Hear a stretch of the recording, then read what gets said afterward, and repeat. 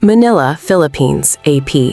The House of Representatives in the Philippines voted overwhelmingly to impeach Vice President Sara Duterte on Monday over alleged unexplained wealth and threats against the president, as the rift between the camps of the country's top two officials escalated. The House, which is dominated by President Ferdinand Marcos Jr.'s allies, voted 257 to 25, with 9 abstentions.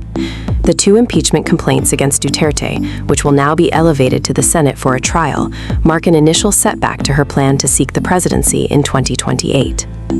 Shortly before the impeachment vote in the House, Senate President Vicente Sotto III, who had vowed to immediately put the vice president to trial, was ousted by 13 of 24 senators, including supporters of the vice president and her father, former President Rodrigo Duterte.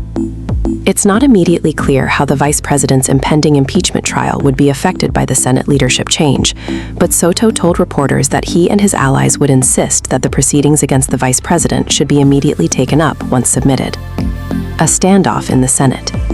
A tense standoff ensued when Senator Roland de la Rosa, an ally of former President Duterte, who was facing trial before the International Criminal Court in the Netherlands, suddenly appeared in the Senate after months of absence. National Bureau of Investigation officers tried to run after de la Rosa, but failed to reach him as he dashed into the Senate's plenary hall and sought the protection of fellow senators. Rodrigo Duterte was arrested in March last year and detained in the Netherlands on charges of crimes against humanity.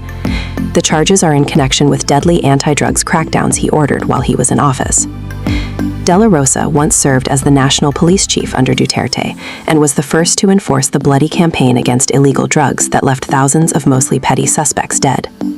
Philippine police officials have summoned de la Rosa to appear before them for an investigation in his role in the Duterte-era killings.